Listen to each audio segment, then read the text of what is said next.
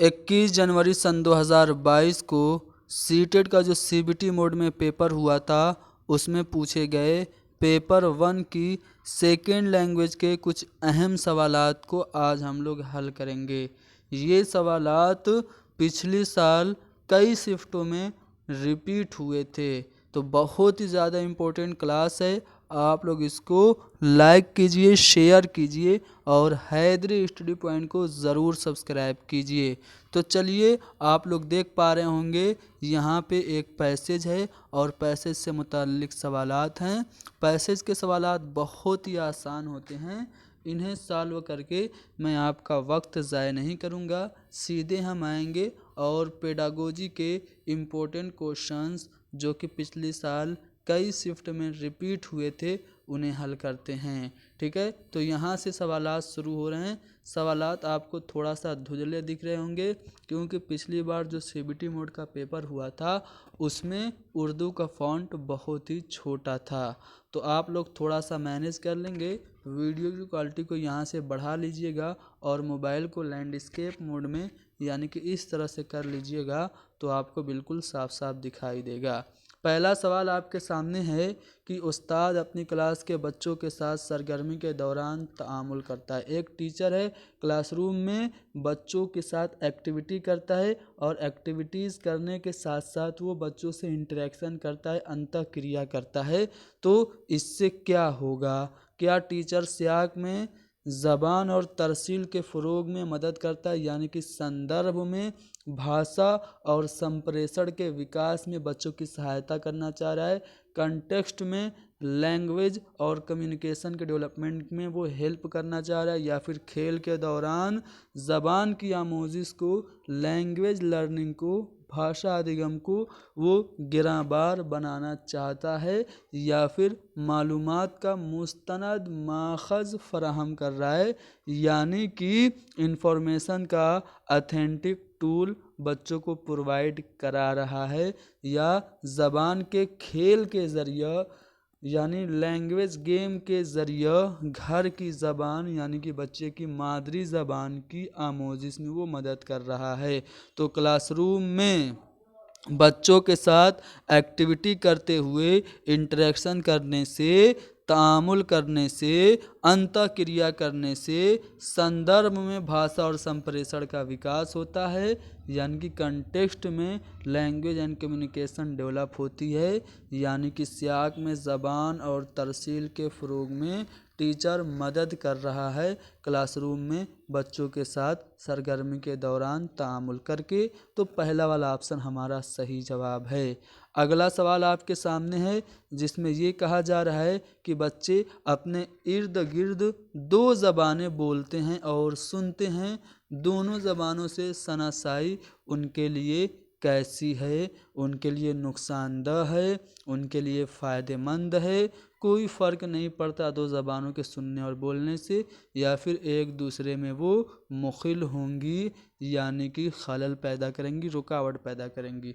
तो याद रखिएगा, पेडागोजी में जब कभी भी एक से ज़्यादा ज़बानों का जिक्र हो तो वो हमेशा एक से ज़्यादा ज़बानें फ़ायदेमंद होंगी। कसीर लसानियात जो है, जो कसीर लसानियत यानी कि बहुभाषिकता है, मल्टीलिंगुअलिज्म है, इसे हमें बतौर माखज़ देखना चाहिए, यानी कि इसे हम संसाधन के तौर पे एज ए रिसोर्स देखते हैं। ये बच्चों की लैंग्वेज लर्निंग और लैंग्वेज एक्विजिशन में हेल्पफुल होती है।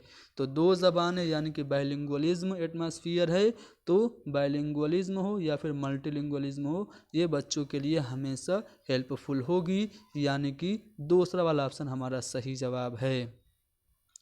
अगला सवाल आपके सामने है कि बच्चों की ज़बान के फ़रोग का सबसे अहम पहलू क्या है? अगर आप चाहते हैं कि बच्चों के लैंग्वेज को डेवलपमेंट करें तो सबसे इम्पोर्टेंट फैक्टर इनमें से क्या है? क्या उस ज़बान से बच्चों को रूबरू कराया जाए, या फिर उस ज़बान की मश्क यानी कि प्रैक्टिस कराई जाए, अभ्यास कराया जाए, या फिर गलतियों की इस्लाह की जाए, करेक्शन किया जाए मिस्टेक्स का, या फिर बड़ों की नकल किया जाए, जो एल्डर्स हैं उनका इमिटेशन, उनका अनुकरण किया जाए। तो लैंग्वेज डेवलपमेंट में सबसे ज़्यादा इम्पोर्टेंट ये है कि बच्चों को आप लैंग्वेज के से रूबरू कराएं, यानी कि ज़्यादा से ज़्यादा उन्हें रिच लिंग्विस्टिक एटमॉस्फेयर दें, समृद्ध भाषिक वातावरण दें। खुशहाल लिसानी माहौल में बच्चे जब ज़्यादा ज़बान का इस्तेमाल करेंगे, ज़बान से रूबरू होंगे, तो उनका ज़बान का फ़रोग बेहतर तरीके से होगा। आगे बढ़ते हैं अगले सवाल पे। अगला सवाल आपके सामने है कि लिखना सीखने में आड़ी तिरछी लकीरें एक अहम कदम है, क्योंकि बच्चे कोशिश करते हैं, छोटे बच्चे जो होते हैं वो आड़ी तिरछी रेखाएं स्टार्टिंग में जब एलकेजी यूकेजी में होते हैं तो खींचते रहते हैं। तो ये आड़ी तिरछी रेखाएं जो हैं ये क्या हैं? तो आड़ी तिरछी रेखाएं बच्चों के लिए लिखना कहलाएंगी। क्यों? क्योंकि बच्चे आड़ी तिरछी रेखाओं के ज़रिए अपने अंदर के जो कुछ भी उनके अंदर भावनाएं होती हैं, जो उनके आइडियाज़ और एक्सपीरियंसेस होते हैं, उनको वो अभिव्यक्त करने की कोशिश करते हैं। तो याद रखिएगा, लिखना सीखने में आड़ी तिरछी रेखाएं हमेशा इम्पोर्टेंट होती है। क्यों? क्योंकि बच्चे अपने लिए निशानात को, अपने लिए उन जो सिंबल्स हैं उनको मीनिंगफुल बनाने की कोशिश करते हैं। यानी कि अगर आड़ी तिरछी रेखाएं खींचा है तो वो कुछ उनके मन में कुछ न कुछ इंडिकेशन और सिंबल रहा होगा जिसे वो एक्सप्रेस करना चाह रहे हैं। तो यहाँ पे हमारा दूसरा वाला ऑप्शन सही जवाब है। अगला सवाल है कि झैल में से कौन सा बयान दुरुस्त है? 4 स्टेटमेंट हैं। पहला है हाथ से लिखना और लिखना एक ही चीज़ है, या लिखना ख्यालात का इजहार है, या फिर हाथ से लिखने का मतलब कागज़ पर हरूफ को उतारना है, या फिर लिखना एक तैयार शुदा माल है। तो देखिए, लिखने का मतलब ये नहीं कि आप कुछ भी लिख दो अंड बंड शंड, जिसका कोई मीनिंग और मतलब ही ना हो। आप कोई भी एक सेंटेंस लिखो और उसका जो अरेंजमेंट है वो सही नहीं लिखो, तो क्या वो आपका लिखना कहलाएगा? नहीं कहलाएगा, वो कोई पढ़ ही नहीं पाएगा। तो आप उसको कैसे कहेंगे कि किसी ने कुछ लिखा है, मीनिंगफुल लिखा है? तो लिखने का मतलब यह है कि ख्यालात का सही तरीके से इजहार होना चाहिए। तो यहाँ पे लिखना ख्यालात का इजहार है, ये वाला ऑप्शन सही है। अगला सवाल आपके सामने है, क्या है कि हाथ आँख में बहावी तामुन डैश को फ़रोग देता है। तो हाथ और आँख में जो आपसी ताउन है वो किसको फ़रोग देता है? आपको ऑप्शन में सुनना, बोलना, खुशखत लिखना और पढ़ना 4 ऑप्शन है। इसका जवाब आप लोगों को कमेंट में देना है। चलिए आगे बढ़ते हैं अगले सवाल पे। सवाल में ये कहा जा रहा है कि स्कूल में बुनियादी सतह पर बच्चे को उसके घर की ज़बान में तालीम देनी चाहिए। क्यों? हमें बच्चों को उनकी मादरी ज़बान में तालीम देनी चाहिए। राइट टू एजुकेशन एक्ट जो है, इसमें भी ये बात की सिफारिश की गई है कि क्लास 8 तक बच्चों को उनकी मादरी ज़बान में ही तालीम देनी चाहिए। साथ ही साथ एक हमारे कॉन्स्टिट्यूशन में एक आर्टिकल है 350A, जिसमें ये बात कही गई है कि जो लिसानी अक़लियतों के बच्चे हैं, जो लैंग्वेज माइनॉरिटीज़ हैं, जो भाषा अल्पसंख्यक हैं, उनको उनकी भाषा में जो प्राथमिक शिक्षा है, जो प्रारंभिक शिक्षा है, जो एलिमेंट्री एजुकेशन है, वो हासिल करने का हक है। और एनसीएफ भी इस बात की सिफारिश कर रहा है कि आप छोटे बच्चों को उनकी मादरी ज़बान में पढ़ाओ। क्यों? क्योंकि इससे सीखने में स्वाभाविकता आती है, फितरीपन आता है, बच्चे आसानी से उससे कनेक्ट होते हैं। तो बच्चे को हमें क्यों घर की ज़बान में, यानी कि उनकी मादरी ज़बान में तालीम देनी चाहिए? क्यों? क्योंकि ये उनकी तदरीसी आमोज़ी अमल में शामिल होने में मददगार होती है। मादरी ज़बान से बच्चे आसानी से कनेक्ट हो जाते हैं, सीखने में स्वाभाविकता और फितरीपन आता है। आगे बढ़ते हैं अगले सवाल पे। अगला सवाल आपका ये रहा, जी नहीं, ये तो सेम क्वेश्चन है। चलो आगे बढ़ते हैं। अगला सवाल, स्कूल के इब्तदाई अय्याम में बच्चे की घर की ज़बान का इस्तेमाल। स्कूल में छोटा बच्चा एडमिशन लिया है, तो आप उसके घर की ज़बान यानी कि उसकी मादरी ज़बान अगर इस्तेमाल कर रहे हैं तो इससे क्या होगा? क्या टीचर्स पे बोझ बढ़ेगा? बिल्कुल नहीं। ज़्यादा फितरी और सबके लिए गिराबार होगा। फितरी तो होगा लेकिन गिराबार नहीं होगा। हमेशा आमोज़ी मकासद को बेहतर बनाने में मदद करता है। जब कभी भी आप बच्चे की घर की ज़बान इस्तेमाल करेंगे तो सीखने में बच्चे को आसानी होगी। ठीक है, आमोजसी मकसद जो लर्निंग के एम्स हैं वो अच्छी तरीके से डिलीवर होंगे, यानी कि तीसरा वाला ऑप्शन हमारा सही जवाब है। आगे बढ़ते हैं अगले सवाल पे।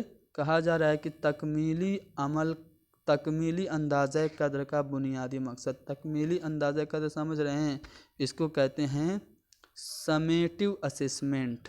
ठीक है, हिंदी में इसको कहते हैं योगात्मक मूल्यांकन।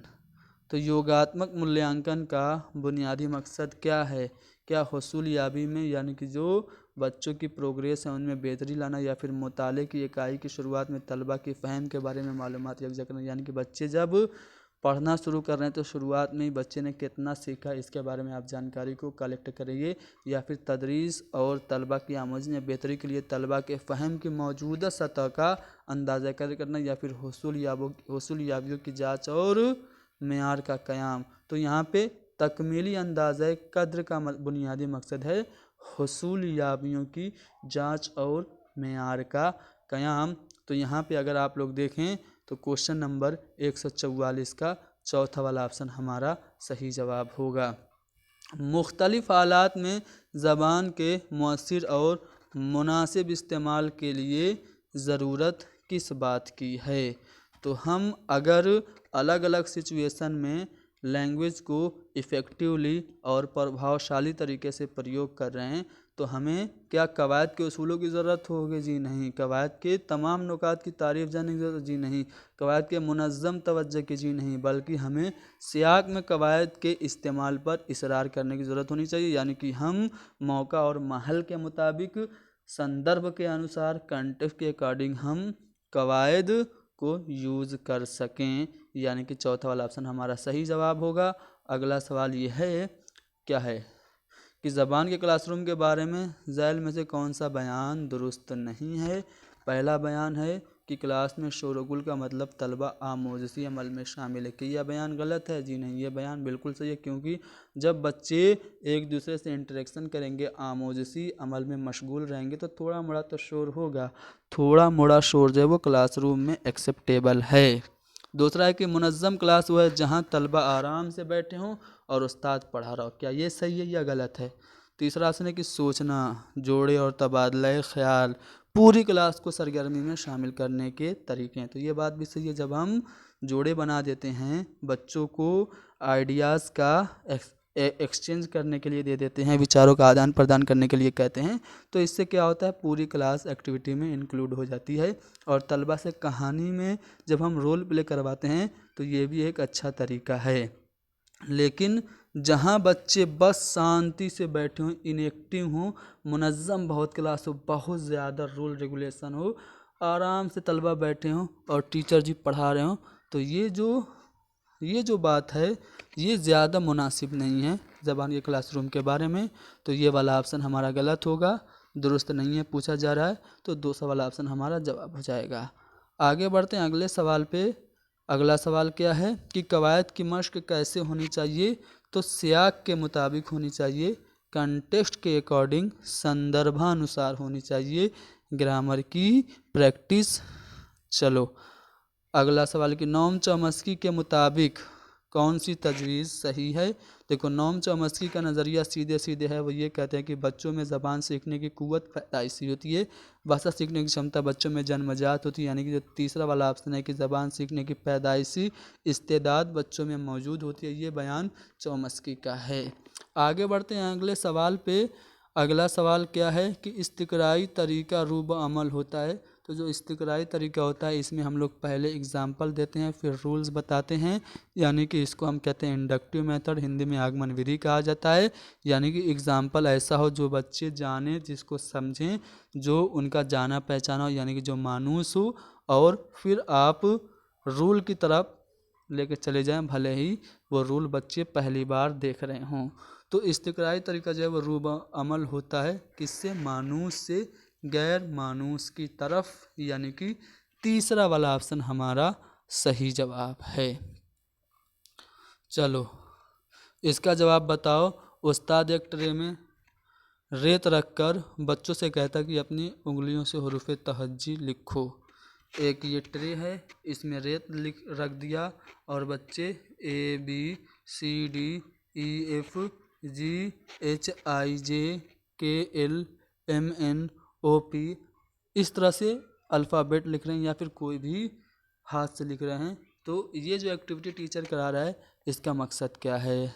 क्लास में खेल के माहौल को फ़रोग देना मकसद है या फिर गंदे और साफ हाथों के माबैन फ़र्क समझाना या फिर अपनी बेहतरीन हरकी महारतों को यानी कि उम्दा हरकी महारतों को, जिसको आप अंग्रेजी में कहते हैं फाइन मोटर स्किल, हिंदी में कहते हैं सूक्ष्म गतिक कौशल, इसको मजबूत कराना। तो उंगलियों से रेत पे अल्फ़ाबेट लिखवाने का मकसद टीचर का है कि वो बच्चों की जो फाइन मोटर स्किल्स हैं, जो सूक्ष्म गतिक कौशल हैं, उनको अच्छा करे, मजबूत करे, स्ट्रांग करे। तो यहाँ पे तीसरा वाला ऑप्शन हमारा सही जवाब है। तो ये जो सवाल था जो मैंने आप लोगों को कराया, ये 21 दिसंबर को पूछा गया सवाल था। उम्मीद करता हूँ कि ये सवाल आप लोगों को पसंद आया होगा। ठीक है, एक सवाल मैंने आप लोगों को खुद दिया था करने के लिए। कौन सा सवाल था ज़रा देखें तो।